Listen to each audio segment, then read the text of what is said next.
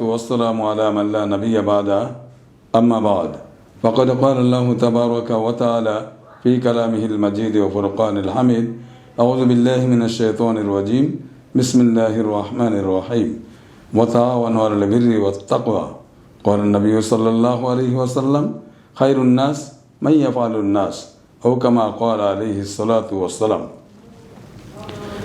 সুপ্রিয় দর্শক মণ্ডলী, আজকে এমন একটি বিষয়ে আলোচনা করতে যাচ্ছি যেটা আজকের প্রেক্ষিতে অতীব জরুরি বলে মনে করছি। সেটি হচ্ছে, আমরা সকলেই জানি ইসলাম হচ্ছে শান্তির ধর্ম, ইসলাম হচ্ছে মানবতার ধর্ম, ইসলাম হচ্ছে ইনসাফের ধর্ম।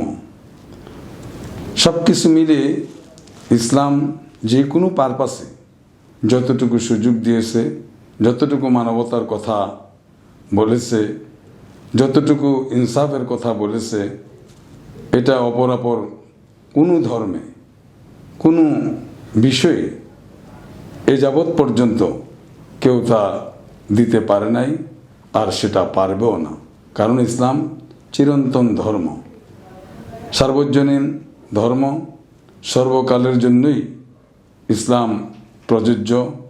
ইসলামের নীতিমালা, ইসলামের আদর্শ এবং ইসলামের বক্তব্য, ইসলাম যে বাস্তব সম্পর্কে যে বক্তব্য রেখেছে এবং উপস্থাপন করেছে, সেটা কিয়ামত পর্যন্তই প্রযোজ্য। কোনো কালই, কোনো যুগেই, কোনো গ্রাউন্ডে সেটাকে খাটো করে দেখার কোনো সুযোগ নেই এবং ইসলামকে পিছিয়ে রাখার কোনো সুযোগ নেই। আজকের প্রেক্ষিতে আমরা যদি লক্ষ্য করি, সারা বিশ্বব্যাপী করোনা নামক ভাইরাসের থাবায় ব্যথায় সব কিছুই প্রায় ক্ষত বিক্ষত। সেই প্রেক্ষিতে আজকে মানুষ সরকারিভাবে, বেসরকারিভাবে, বিভিন্ন স্বেচ্ছাসেবী সংগঠন, সংস্থা এগিয়ে আসছে মানুষের প্রতি। মানুষ মানুষের জন্য এই ওয়ার্ল্ড ওয়াইড স্লোগানটি নিয়েই মানুষ মূলত এগিয়ে আসছে। এই আগানোর পিছনের যে বিষয়টা, যে ফলো আপটা, যে রেজাল্টটা, যে প্রাপ্তিটা, সেটা কি? ইসলাম সেই ক্ষেত্রে তার বক্তব্য কি? এটা আমাদের লক্ষণীয় বিষয়। হয়তো কারো ভাবনা এরকম যে আমি কোনো প্রাপ্তির জন্য করছি না, আমি কোনো লোক দেখানোর জন্য করছি না, নেহাত আমি আন্তরিকতার কারণেই এবং নৈতিক দায়বদ্ধতার ফলেই আমি মানুষের প্রতি ঝাঁপিয়ে পড়ছি, মানুষের প্রতি এগিয়ে যাচ্ছি, মানব সেবায় আত্মনিয়োগ করছি। ইসলাম এই পারপাসে যে বক্তব্য রেখেছে, নিশ্চয়ই আমরা যারা যেই গ্রাউন্ডে কাজ করছি, যারা যেই ডিপার্টমেন্টে কাজ করছি, যারা যেই পর্যায়ে কাজ করছি, ফিল্ড পর্যায়ে কাজ করছি, একেবারেই সেই জমাজমি থেকে নিয়ে রাষ্ট্রের সর্বোচ্চ পর্যায়ে যারা যেইভাবে আত্মনিয়োগ করছি এই আক্রান্ত, করোনায় আক্রান্ত মানুষের পাশে দাঁড়াবার জন্য, এবং যারা যেইভাবেই আক্রান্ত হচ্ছে তাদের পাশে আমরা ছুটে যাচ্ছি প্রতিনিয়ত। ইসলাম এই ব্যাপারে অনেক বড় সুসংবাদ প্রদর্শন করেছেন। রাসূল করিম সাল্লাল্লাহু আলাইহি ওয়াসাল্লাম ইরশাদ করেছেন, আল খালকু ইয়ালুল্লাহ, টোটাল সৃষ্টি আল্লাহ পাকের পরিবার, আল্লাহ পাকের পরিবার হিসেবে ইন্ডিকেট করা হয়েছে। যত সৃষ্টি আছে এখানে নট দ্য ওয়ানলি ফর মানুষ, not the only for Muslim, কোনো মুসলমান বা মানুষের কথাই এখানে ব্যক্ত করা হয়নি। টোটাল সৃষ্টির ব্যাপারেই এখানে বলা হয়েছে। টোটাল সৃষ্টি হচ্ছে আলটিমেটলি আল্লাহ পাকের পরিবারভুক্ত। হাদিসে পাকের মধ্যে আসছে, রাসূল করিম সাল্লাল্লাহু আলাইহি ওয়াসাল্লাম ইরশাদ করেছেন, ইরহামু মান ফিল আরদি ইয়ারহামুকুম মান ফিস সামা, যে যারা আল্লাহ পাকের সৃষ্টির প্রতি তথা যারা জমিনের অধিবাসীর প্রতি, মানব দানবের প্রতি যারা রহম করবে, যারা দয়া করবে, যারা অনুকম্পা করবে, যারা সৃষ্টির প্রতি এগিয়ে আসবে, ইয়ারহামুকুম মান ফিস সামা, আসমানবাসী তাকে দয়া করবে। আসমানবাসী দয়া করবে, দ্যাট মিনস স্বয়ং আল্লাহ পাক তাদের প্রতি দয়া করবে, তাদের প্রতি অনুকম্পা করবে, আল্লাহ পাক তাদের প্রতি রহম করবেন। অন্য হাদিসে পাকের মধ্যে আসছে রাসূল করিম সাল্লাল্লাহু আলাইহি ওয়াসাল্লাম এরশাদ করেছেন, মাল্লা ইয়ারহাম ওয়ালা ইরহাম, যে ব্যক্তি কোনো সৃষ্টির প্রতি দয়া করে না, অনুগ্রহ করে না, অনুকম্পা প্রদর্শন করে না, মহান জাতে পাক তার প্রতি দয়া করবে না, তার প্রতি রহম করবে না। আজকে এহেন পরিস্থিতিতে মানুষ মানুষের জন্য যেভাবে ঝাঁপিয়ে পড়ছে, যার যার সাধ্যের আলোকে ঝাঁপিয়ে পড়ছে, এটা একটি বিশাল ব্যাপার, এটা একটি বিশাল ব্যাপার। সে মুসলিম হোক, নন মুসলিম হোক, যে কোনো সে একটা প্রাণী হোক। অনেক ক্ষেত্রে আমরা লক্ষ্য করছি যাদের তৌফিক আছে, সেই মানসিকতা আছে, এতটুকু অনুকম্পা আছে, তাদের অনেক প্রাণী জগতের প্রতিও এগিয়ে আসছে। কারণ এই করোনার থাবায় যখন সব কিছু ক্ষতবিক্ষত, সব কিছু বিধ্বস্ত, যেখানে মানুষ অনেকটা হিমশিম খাচ্ছে, সেখানে অন্যান্য পশু পাখির প্রতি দয়া করার মতন এরকম পরিস্থিতি অনেকটাই ক্ষীণ হয়ে গেছে।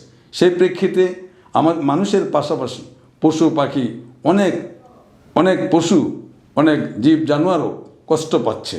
তো তাদের প্রতি অনেকে এগিয়ে আসছে। এটাকেও কোনো খাটো করে দেখার কোনো সুযোগ নেই। সে যেই গ্রাউন্ডেই করছে, যদি অ্যাটলিস্ট আল্লাহ পাকের সন্তুষ্টির জন্য হয়, তাইলে এটার বদলা অনেকভাবে সে পাবে। আর যদি এটা তার মনে নাও থাকে, একটা সৃষ্টির জীব হিসাবে তার শুধু দায়িত্ব মনে করছে, সে এগিয়ে আসছে, এরপরও আল্লাহ পাক তার বদলা দিবেন। কারণ হাদিসে পাকের মধ্যে আসছে, রাসূল করিম সাল্লাল্লাহু আলাইহি ওয়াসাল্লাম বনী ইসরায়েলের একটি ঘটনা এইভাবেই ব্যক্ত করেছেন যে এক মহিলা তৃষার্ত কুকুর, পিপাসিত কুকুরকে লক্ষ্য করলো যে পানির পিপাসায় তার জিহ্বা বের করে দিছে, জিভ বের করে দিছে, সে কাতরাচ্ছে।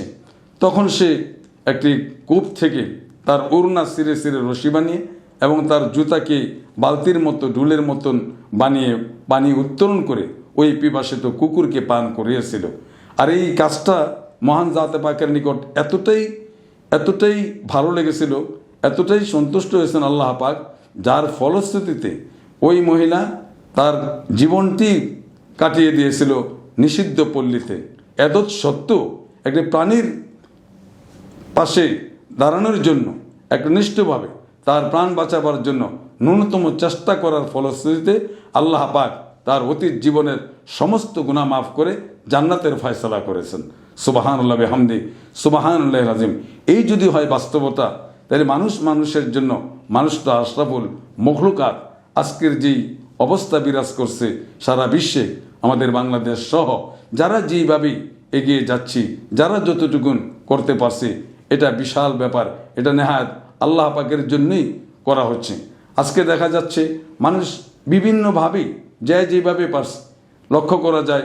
আপনারা সকলেই জানেন এই বিষয়ে যে অনেক জাতীয় পর্যায়ের সংগঠনের ছাত্র সংগঠন সবজি ক্রয় করে এক জায়গায় রাখা হয়েছে, যার যতটুকু প্রয়োজন সেই প্রয়োজন মাফিক সবজি নেওয়ার জন্য।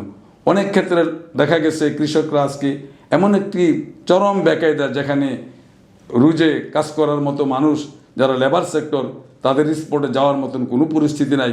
অথচ সামনে বর্ষা আসছে, এরকম ঝড় বৃষ্টির সময় আসছে, কালবৈশাখের ঝড় আসছে, সব কিছু মিলে তাদের আশার আলো সারা বছরের অর্জন ম্লান হয়ে যাবে।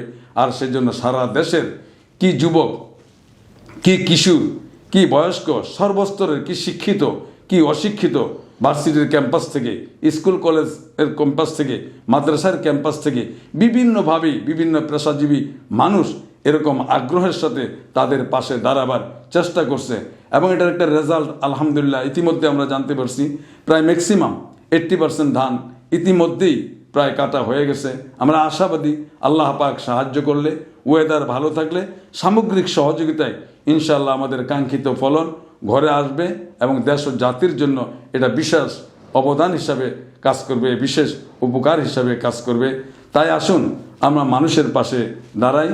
আর আমরা জানি, একটি কথা স্মরণ করিয়ে দিচ্ছি, সাম্প্রতিককালের কেয়ারটেকার সরকার বলি আমরা, ক্লিন হার্ট বলি, জরুরি অবস্থার সরকার বলি, সর্ব অবস্থায় লক্ষ্য করছি ওই সময়গুলিতে ইলেকট্রনিক মিডিয়া এবং প্রিন্ট মিডিয়ায় একটা কথা ভেসে আসতো যে যেখানে যেই সমাজে চাঁদাবাজ, সন্ত্রাস, যারা যেইভাবে ক্রাইম করছে, ওই ক্রিমিনালদেরকে ধরিয়ে দেওয়ার জন্য বিশেষ ফোন নাম্বার দেওয়া হতো এবং ওই হেডলাইনে লেখা থাকতো যে এখনই সময়, অর্থাৎ প্রপার টাইম, এখনই তাদেরকে কবজ করার এবং তাদের ব্যাপারে ডাটা বা তথ্য দিয়ে এরকম সমাজকে দূষণমুক্ত করা, ত্রাসমুক্ত করা, চাঁদাবাজ মুক্ত করা, এমন একটা আহ্বান প্রশাসনের পক্ষ থেকে আসতো। একজাক্টলি আমার মনে পড়ছে আজকের যে প্রেক্ষিত, আজকের এই প্রেক্ষিতে আমরা যারা যেইভাবে সাধ্যের আলোকে যদি আমরা এগিয়ে যাই, মানব সেবা এগিয়ে যাই, তাহলে অবশ্যই অবশ্যই আল্লাহ পাক আমাদেরকে বদলা দিবেন, আল্লাহ পাক এ উসিলায় আমাদেরকে ক্ষমা করে দিবেন, আল্লাহ পাক আমাদের সকল